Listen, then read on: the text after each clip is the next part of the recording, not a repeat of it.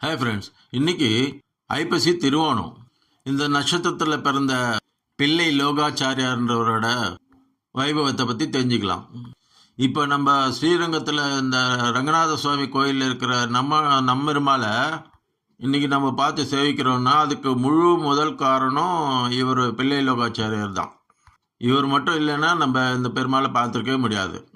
மாலிக் காஃபூர் இந்த ஸ்ரீரங்கத்துக்கு படையெடுத்த போது அவர் வர்றதுக்கு முன்னாடியே அந்த செவரு கட்டி உற்சவரான நம்பெருமாளை அழைச்சிட்டு அவருக்கு இருக்கிற அந்த 118 வயசுல அவ்வளோ தள்ளாமலையும் உடம்பு சிரமம் எதுவுமே பாராமல் காடு மலை மேடு எல்லாத்துலேயும் அலைஞ்சி இது பண்ணி மதுரையில் பக்கத்தில் இருக்கிற ஆனைமலைன்ற ஊருக்கு அடியில் மலை அடிவாரத்தில் கொண்டு போய் சேர்த்தாரு.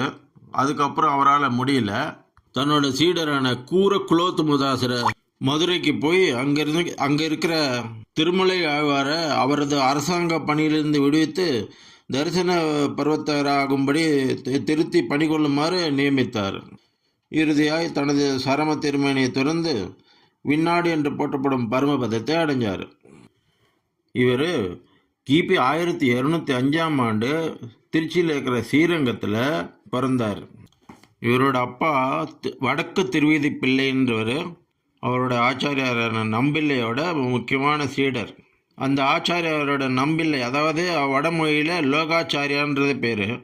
அதனால் அதை பக்தியின் பால தன்னோட பிள்ளைக்கும் லோகாச்சாரிய பிள்ளை என்று பெயரிட்டு பின்னால் பிள்ளை லோகாச்சாரியார்னு பெயர் பெற்றார். அழகிய மணவாள பெருமாள் நாயனான்றவர் இவர் கூட பிறந்தவர். 14ஆம் நூற்றாண்டு தொடக்கத்தில் வந்த மாலிக் காஃபூர் படையெடுப்பதில் இந்த நம்பெருமாளை காப்பாற்றி அவரை அங்கே கொண்டு போகும்போது அவருக்கு வயசு 118 வயசு. மதுரை அருகே இருக்கிற யானைமலை கிராமத்தில் இப்போ ஜோதிஷ்குடின்ற இடத்துல 1311 பரமபதம் அடைஞ்சார். இவரோட 18 படைப்புகள் அஷ்டதச ரகசியம் என்று வைணவர்களால் அழைக்கப்பட்டது. முன்னாட்களில் வைணவ மடங்களில் உபதேசிக்கப்பட்டவைகளை முறையாக எழுத்துக்களில் கொண்டு பெருமை இவருக்கு தான் சாரும். முக்கியமான படைப்புகள் தத்துவத்திரயம்ன்ற வடமொழியிலும், முமுசுப்படின்ற மணிப்புலவாள நடையிலும், வசன பூஷணம்ன்ற தமிழில் வைணவ ஆழ்வார்கள் குறித்து எழுதியிருக்காரு. இந்த அஷ்டதச ரகசியங்கள்ன்ற இந்த 18 நூல்கள் பெரும்பாலும் மணிப்பிரவாளத்தில் எழுதப்பட்டது. மணிப்பிரவாளன்றது தமிழ் மற்றும் சமஸ்கிருத மொழிகளின் கலவை. அந்த 18 படைப்புகள் என்னென்னா முமுஷுபதி, தத்வத்ரயம், அர்த்த பஞ்சகம், ஸ்ரீவச்சன பூஷணம், அர்ச்சிராதி, பிரமேயசேகரம், பிரபண பரித்ராணம், சரசங்கிரகம், சம்சார சாம்ராஜ்யம், நவரத்னமாலை, நவவித சம்பந்தம், யாத்ருச்சிகபாடி, பரந்தபாடி, ஸ்ரீயாபதிபாடி, தத்துவசேகரம், தானித்வயம், தனிசாரமம், தனிப்பிரணவம்.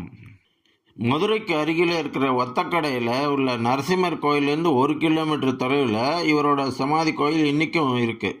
அப்படி மதுரையிலேருந்து அழைச்சி வரப்பட்டவர் திருமலை ஆழ்வார் தான் திருவாய்மொழி பிள்ளைன்ற பிள்ளை லோகாச்சாரியாரோட சீடரான குலோத்துமதாசரோட சிஷ்யரானவர். அந்த திருவாய்மொழி பிள்ளையோட சிஷ்யர் தான் நம்ம மணவாள மாமுனிகள். இந்த மணவாள மாமுனிகள் தான் வைணவ சம்பிரதாயத்தில் முக்கிய பரமாச்சாரியாக கொண்டாடப்படுவார். நம்மாழ்வார், ராமானுஜர், மணவாள மாமுனிகள் இவங்க தான் வைணவ இதுக்கே ரொம்ப கொண்டாடப்படுவார்கள். இதனால்தான் ஆழ்வார் திருவடிகளே சரணம், எம்பெருமானார் திருவடிகளே சரணம், ஜீயர் திருவடிகளே சரணம் என்று வைஷ்ணவ உலகம் எப்போதும் அவர்களை போற்றி வருகின்றது.